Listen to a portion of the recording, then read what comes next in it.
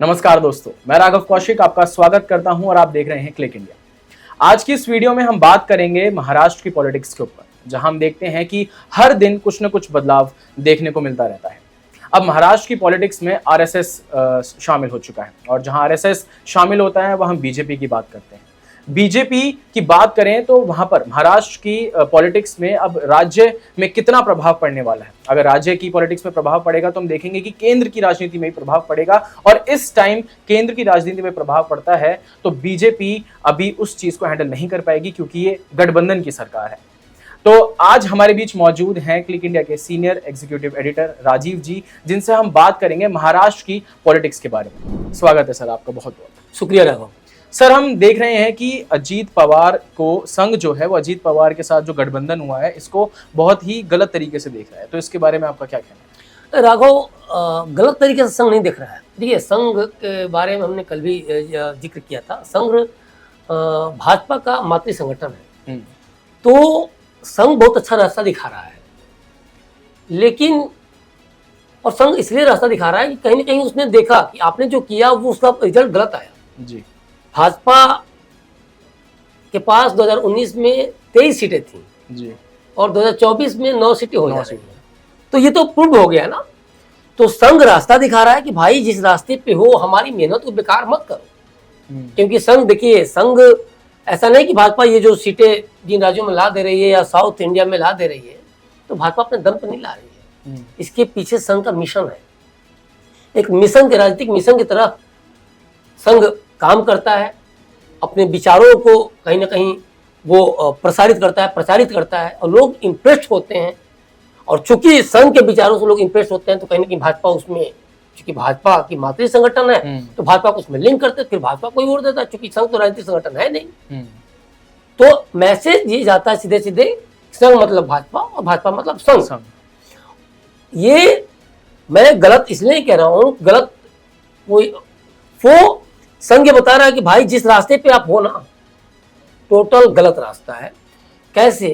देखिए, संघ ने और देखिए, संघ को ये इसलिए भी थोड़ा सा बुरा लग रहा है कि भाजपा को हमने रास्ता दिखाया और वो उन रास्तों से भाजपा भटक गई है। अब देखिए, संघ ने राजस्थान में जो पुरुषोत्तम रूपाला का मैटर है और वो प्रधानमंत्री मोदी करीबी हैं, लाख कहती रह गई, संघ कहता रह गया, नहीं माना लोगों ने, उनको दे दिया। ठीक है। उसके अलावा आप आ जाइए, उत्तर प्रदेश में संघ ने लिस्ट भेजा, सलाह दी, वहां भी मोदी सरकार कह सकते हैं या फिर केंद्र सरकार या भाजपा ने नहीं माना। इसके अलावा अब जो बयान आया महाराष्ट्र को लेके, तो अजीत पवार को लेके आया है कि भाई गठबंधन में उनको शामिल किया आपने, अच्छा नहीं किया और ये अनुचित गठबंधन था। और ऐसा कहा भी जा रहा था कि जब ऑलरेडी आपके पास बहुमत थी एक नाथ शिंदे के साथ रहकर, हाँ, अब पता नहीं क्यों एक नाथ शिंदे के साथ बहुमत, एक नाथ शिंदे की सीट मिला के और भाजपा की सीट मिला के बहुमत को पार कर जा रहे थे। तो अजीत पवार की जरूरत क्या थी? अब देखिए, संघ क्यों चिंतित है।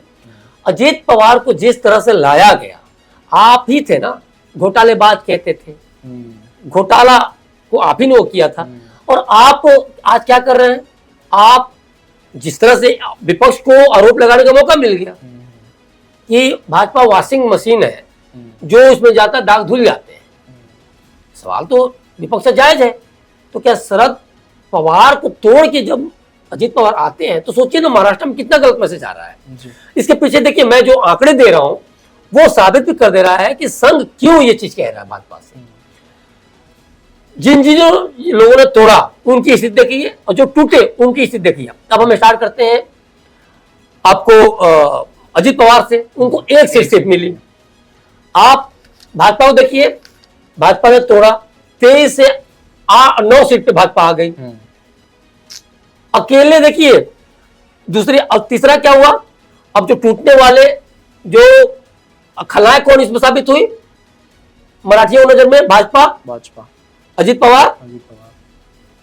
एक नाथ शिंदे को आप नहीं कहेंगे इसलिए कि वो मराठी है, वो मराठी है, उनको आप दोस्त नहीं दे सकते, उनको 7 सीटें ठीक है, कोई दिक्कत नहीं है। लेकिन जो दो लोगों ने जो खलनायकी का रोल अदा किया, उन दोनों को जनता ने सबक सिखा दिया। अब देखिए, जो कह सकते हैं कि मराठियों के भावनाओं का शिकार हुए उसमें शरद पवार हैं, उनकी सीटें देखिए, उनको तो फायदा हुआ।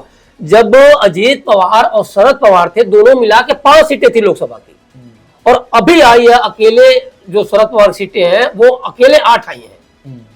सोच रहे हैं ये बदलाव, जनता ने क्या दिया मैंडेट, बहुत ही, अब तो राष्ट्रीय फलक में उभर रहे हैं। ठीक है, अभी तो उनका काफी डाउन हो गया था, अब राष्ट्रीय लेवल की राजनीति के उनको मिल रहा है। अच्छा, उसके अलावा देखिए कांग्रेस को देखिए, कांग्रेस को 13 सीटें मिल रही हैं जी। और इन तीनों का महा विकास अघाड़ी की, अब उद्धव को देखिए, उद्धव की सीटें भी देखिए, उद्धव की सीटें भी अगर देखा जाए तो उसमें भी 9 सीटें हैं, और तीनों का मिला के 30 सीटें हो जा रही हैं महा विकास अघाड़ी का। और जब इनकी मिला कितनी हो रही है 17, तो अकेले 23 भाजपा की। तो ये भाजपा नहीं समझ रही है या मोदी सरकार नहीं इस चीज को समझ रही है, लेकिन इनको तो एक्सेप्ट करना चाहिए। तो खुद ही ये रास्ता दिखाना पड़ रहा है संघ को।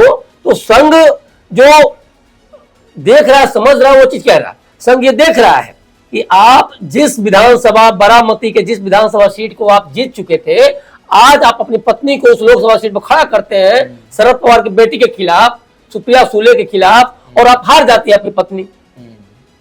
ये क्या है? ये मराठी जनता का गुस्सा है, नाराजगी है, जो कि भाजपा के प्रति है, अजित पवार के प्रति है। तो ये संघ सब चीज देखा है, समझा है, तब जाके। और नागपुर में संघ बैठा हुआ है, महाराष्ट्र में वो ज्यादा स्ट्रांग है, ज्यादा करीब से चीजों को देख रहा है, समझ रहा है। संघ ने देवेंद्र फडणवीस को आपने उप मुख्यमंत्री बनाया, तो संघ ने मना किया क्या? नितिन गडकरी के मुद्दे पे आप नहीं सुन रहे हैं या अपनी मनमानी कर रहे हैं, तो संघ मना कर रहा है क्या? लेकिन आप जहां गलत है वहां तो सुनिए।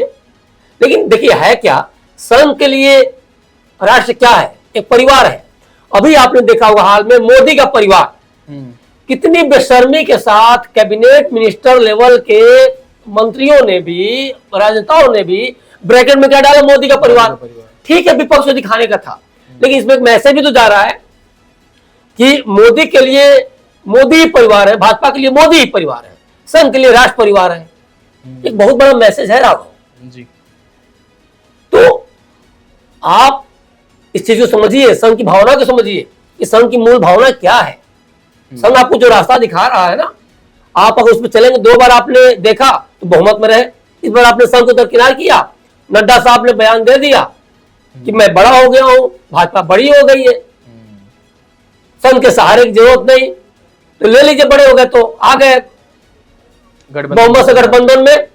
हर दिन टॉर्चर करने वाले कर रहे हैं ना, बयान तो आ रहे हैं। अब देखिए एनडीए की जो बैठक थी उसमें अजित पवार नहीं गए, आप कौन सा इनके साथ गठबंधन करके बहुत खुश हो गए हैं? क्यों नहीं गए बैठक में? नेतृत्व में भरोसा जता रहे हैं और बैठक में नहीं आ रहे हैं आप। नीतीश कुमार बैठक में नहीं जा रहे हैं चंद्रबाबू नायडू की। आप समझ रहे हैं इसका मैसेज? कहीं ना कहीं तो बीच में अंदर चीजें हैं। बिल्कुल राघव, ये चीजें कहीं ना कहीं, देखिए महाराष्ट्र की राजनीति को समझना इतना आसान नहीं है। आप देखिएगा चीजें हम बहुत दूसरे तरीके से आएंगी, तो संघ की चीजों को लेके बहुत दूसरे तरीके चलने की जरूरत है। और कहीं ना कहीं ये देखा जाए तो संघ ने देखा है कि हाल के वर्षों में भाजपा विभाजनकारी या फिर मोदी सरकार विभाजनकारी नीतियों पे काम कर रही है, स्वार्थी राजनीति से प्रेरित होकर काम कर रही है। और इसमें इसको लेके देखिए नाराजगी अगर अजित पवार की पार्टी को जता रही है, तो अजित पवार की छवि महाराष्ट्र में बहुत अच्छी नहीं है इस तौर पे, घोटाले या जो बैंक घोटाले के तौर पे आरोप लगाया जो भी। और अभी क्या कर रहे हैं अजित पवार? अजित पवार कह रहे हैं कि भाई मुझे मंत्री पद दो, कैबिनेट की सीट चाहिए, नहीं मिली। आप देखिए शिंदे को देखिए, मैं महाराष्ट्र की राजनीति पे चूंकि बात कर रहा था तो ये जिक्र करना भी जरूरी है। शिंदे को देखिए, शिंदे कह रहे हैं भाई मेरे 7 सांसद हैं जी। और जिनके सांसद, जिन पार्टियों के सांसद हमसे कम है, उनको उन पार्टियों के आप राज्य मंत्री वगैरह दे दे रहे हैं, सीट दे दे रहे हैं, पद दे रहे हैं, हमें तो नहीं दे रहे कुछ। तो ये अंदर अंदर काफी सुलग रही है महाराष्ट्र की राजनीति, और वो कहीं ना कहीं केंद्र की राजनीति से हटके नहीं, जुदा नहीं है, बहुत प्रभावित हो रही है। तो ये ओवरऑल देखा जाए तो संघ बहुत अच्छा रास्ता दिखा रहा है राघव। और अगर भाजपा स्वार्थी राजनीति से हटके, अहंकार की राजनीति से हटके, थोड़ा जिस तरह से मोदी लहर के नाम पे लोगों ने एकदम संघ को दरकिनार करके मोदी लहर, तो इस बार तो नहीं कह रहे मोदी लहर, तो संघ संघ अगर आनुषंगिक संगठन है, भाजपा की मातृ संगठन है, तो संघ की बातों को भाजपा को सुनना चाहिए। और संघ भाजपा की बेहतरी के लिए कर रहा है, इसमें कुछ नहीं। संघ सारा चीज जो हमने डिस्कस किया अभी, संघ सब कुछ देख रहा है, समझ रहा है, और सब कुछ प्रूव्ड है जी, सब प्रूवन है। भाई क्या क्या आप उसमें गलत देख रहे हैं, क्या नहीं देख रहे हैं, क्योंकि रिजल्ट तो सबके सामने। हाँ बिल्कुल बिल्कुल। मैं आपसे पूछना चाहता हूँ, जैसे ये तो बात है ही कि जो आरएसएस है वो एनसीपी से नाराज है, तो क्या हम ऐसा मान सकते हैं कि जो महाराष्ट्र में विधानसभा चुनाव होने वाले हैं, जो वहाँ की जो राजनीति है वो कितनी प्रभावित होगी? क्या बीजेपी एनसीपी से अपना साथ छोड़ देगी, या फिर क्या स्थिति रहेगी राजनीतिक दलों की, इस बारे में कुछ? देखिए, ये तय मानिए, बड़ा अच्छा आपने ये क्वेश्चन किया है। महाराष्ट्र की राजनीति को जो मैंने पहले भी कहा, समझना इतना आसान नहीं है, दौर बहुत लंबा है। हाँ, अब देखिए शरद पवार को ही देख लीजिए, शरद पवार कितने स्ट्रॉन्ग बन के उभरे हैं। अब शरद पवार, कांग्रेस और उद्धव ठाकरे तीनों का मिला के 30 सीटें, ठीक है।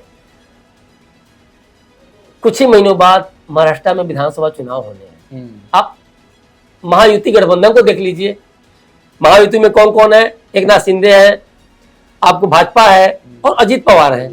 17 सीटें हैं। आपको क्या लगता है, आप अभी 17 ला रहे हैं, 17 और 30 का आंकड़ा है, महाविकास आघाड़ी का आंकड़ा 30 का है, इनका 17 का महायुति का, और आप ये सोच के किसी को गुमराह कर सकते हैं अभी चलो कोई नहीं, वो हम विधानसभा में देख लेंगे, इसका असर पड़ेगा। और जहां तक मुझे लगता है कि जो मराठा वाला रीजन है वो सबसे ज्यादा खोया है बीजेपी। बिल्कुल, देखिए एकनाथ शिंदे का क्या है एरिया, ठाणे और कल्याण के बाहर तो है नहीं जी। लेकिन शरद पवार को देखिए, शरद पवार महाराष्ट्र की बहुत बड़ी राजनीतिक ताकत है। उद्धव ठाकरे को देख लीजिए, कांग्रेस का भी बहुत, कांग्रेस तो लाके 13 सीटें लाके बता दिया ना, सुपर पावर है ये।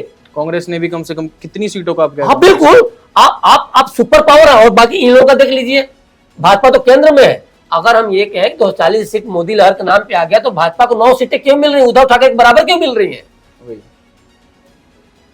और अजित पवार जब उनके साथ में आए थे और बहुत ज्यादा जनाधार लेके आ सकते, तो एक ही सीट क्यों मिली? मतलब कि मराठी जनता नाखुश है और इनको बता दिया। अब चलिए खैर हम उस टॉपिक पे आ जाते हैं जो आपका सवाल है, उससे थोड़ा हम भटक रहे थे। तो है क्या कि अजित पवार देख रहे हैं कि भाई इनके साथ रहेंगे तो शायद मुख्यमंत्री पद हमें मिल जाए, लेकिन अभी अजित पवार जो है काफी घबराए हुए हैं एक सीट लेके। अब देखिए, एकनाथ शिंदे मुख्यमंत्री बने हुए हैं, लेकिन उनका जो प्रभाव ठाणे और कल्याण एरिया में ही है। पूरे महाराष्ट्र की राजनीति को अगर विधानसभा के तौर पर देखा जाए तो अजित पवार जो पावर है तो वहां कहीं नहीं टिकते एकनाथ शिंदे। लेकिन अब चूंकि एकनाथ शिंदे को लेके आप बहुत उल्टा नहीं जा सकते, क्योंकि वो भी मराठा है। लेकिन मैंने बोला ना कि उनका वो पावर नहीं जो कि अजित पवार का पावर है। तो अगर शरद पवार अजित पवार में चुनने की बात आएगी तो तब यहां मामला गड़बड़ होगा। लेकिन अगर अजित पवार और एकनाथ शिंदे में चुनने की बात आएगी तो नो डाउट जनता अजित पवार के साथ जाएंगे। तो अब देखिए दूसरी बात, अब थोड़ा सा चलते हैं, थोड़ा पीछे चलते हैं देवेंद्र फडणवीस के साथ मुख्यमंत्री थे, उप मुख्यमंत्री बना के उनको वो शांत है, बड़ी आसानी से उन्होंने हैंड ओवर कर दिया, सरेंडर कर दिया। हाँ कि चलो ठीक है, केंद्र सरकार की राजनीति में उनको लाएंगे, जैसे शिवराज सिंह चौहान बहुमत होते हुए भी अच्छी सीट जिताने के बावजूद भी आ गए केंद्र में। तो था कि कल को कि आपको यहां ला देंगे केंद्र की राजनीति में, अभी तक तो नहीं लाया गया। लेकिन ये तय मानिए कि आगे आने वाले समय में अजित पवार अगर बने रहते हैं, देखिए गुंजाइश इधर भी है, अजित पवार और शरद पवार फिर एक हो जाए, उद्धव ठाकरे आ जाए इधर भाजपा के साथ। बिल्कुल बिल्कुल, ये घबराए हुए लोग, कांग्रेस आरोप लगा रही है, कांग्रेस कह रही है, क्योंकि देखिए घोर मटा चल रहा है। कांग्रेस कह रही है, अभी कुछ देर पहले ही बयान आया, मात्र 1 घंटे पहले बयान आया कांग्रेस के प्रवक्ता का, कि भाजपा आरएसएस के बहाने अजित पवार पे हमला करवा रही है या आरोप लगा रही है अपनी हार का या कम सीटें आने का ठिकरा फोड़ना चाह रही है अजित पवार पे। अजित पवार का स्टेटमेंट भी आ गया उसके बाद कि हार के पीछे ये कारण नहीं है, हार के पीछे उन्होंने कारण भी गिरा दिए हैं अपने आप को बचाते हुए। तो देखिए क्या है कि कितने समीकरण बन रहे हैं। देवेंद्र फडणवीस साहब, अजित पवार को ले लीजिए, शरद पवार साइलेंट है अभी, ठीक है, लेकिन किंग मेकर तो वही है। भाजपा इधर देख रही है कि अगर मौका कल को मिलता है तो हम अजित पवार को मुख्यमंत्री बना देंगे। फिर एक नाथ शिंदे को देखना होगा, क्योंकि मुख्यमंत्री बन के और फिर एक बार, चूंकि वो देवेंद्र फडणवीस नहीं है, क्योंकि सेंटर में अब उससे संतुष्ट हो जाएंगे। कोई भी मुख्यमंत्री अपना मुख्यमंत्री पद छोड़ के केंद्रीय कैबिनेट, खासतौर पे सीसीएस मंत्रालय को 4-5 छोड़ दिया जाए तो उसके बाद को मंत्रालय को नहीं लेना चाहता। डिमोशन राज्य में सुपर पावर है ना, और डिमोशन, बिल्कुल डिमोशन है। पीएम को छोड़ दिया जाए, गृह मंत्री को छोड़ दिया जाए, विदेश मंत्री को छोड़ दिया जाए, रक्षा मंत्रालय को छोड़ दिया जाए और सड़क परिवहन मंत्रालय को समान तौर पर छोड़ दिया जाए तो नहीं लेना चाहते। और खासतौर पर तब जब पहले से कभी कैबिनेट मिनिस्टर नहीं बना तो और भी। तो ये चीजें हैं, और आने वाले समय में जिस तरह से लोकसभा चुनाव परिणाम आए हैं राघव, उसको देख के साफ लगता है कि राजनीति का ऊंट कभी भी किसी करोड़ बैठ सकता है। हो सकता है अजीत पवार भाजपा में बने रहें, या हो सकता है अजीत पवार शरद पवार तरफ भी चले जाए, क्योंकि आप तय मानिए आने वाले समय में अजीत पवार के विधायक टूटेंगे, ये तय है। लोग नाखुश हैं और वो नहीं चाहते हैं कि शरद पवार साहब दूरी बना के रखें। लोग देखिए, आप सुप्रिया सुले जीतती हैं, उसके बाद अजीत पवार के घर जाते हैं आशीर्वाद लेने। ये बॉन्डिंग जो है ना बहुत स्ट्रांग है, और क्योंकि खुद अजीत पवार ही कर रहे हैं, राजनीति में कौन किस पे क्या आरोप लगा दे कोई नहीं जानता है, तो ये छोटी मोटी चीज नहीं है। इस पे बदलाव आएगा, ये तय मान के चलिए आप। और इसमें अजीत पवार के पूरे मुख्यमंत्री बनने की भी संभावना बन रही है, और देवेंद्र फडणवीस के भी दोबारा होने की। इस टोटली डिपेंड ओपन की, मतलब भाजपा किसको कितनी सीटें आ रही हैं। तो ये तय है कि आप आने वाले समय में केंद्र की राजनीति में, आप महाराष्ट्र की राजनीति में बहुत बड़े बदलाव देखेंगे। बदलाव अजीत पवार के मुख्यमंत्री के तौर पर हो सकता है, बदलाव भी हो सकता है कि ना शिंदे की सीटें अगर आज, और ये भाजपा की सीटें अगर अच्छी आ जा रही हैं तो भाजपा का मुख्यमंत्री भी हो सकता है। सब वेट एंड वॉच की स्थिति में है। तो ओवरऑल यही है महाराष्ट्र की राजनीति में। बहुत बहुत धन्यवाद सर। मैं अपनी जनता से यही बताना चाहूंगा कि ये बात एकदम सच है कि उत्तर प्रदेश के बाद अगर सबसे बड़ा झटका अगर बीजेपी को कहीं लगा है तो वो महाराष्ट्र की राजनीति में ही लगा है। अब हमें देखना होगा कि महाराष्ट्र की राजनीति में ऊंट किस तरफ पलटेगा। हमें देखना होगा कि महाराष्ट्र की राजनीति में क्या मोदी लहर बच पाएगी, महाराष्ट्र के विधानसभा चुनाव में क्या कुछ होगा, क्या कुछ समीकरण बैठेगा, ये तो खैर वक्त ही बताएगा। आशा करते हैं आपको ये वीडियो बहुत अच्छी लगी हो। आप ऐसे ही हमारे डिस्कशन में हमारे साथ जुड़े रहेंगे। तब तक के लिए देखते रहिए क्लिक इंडिया। धन्यवाद।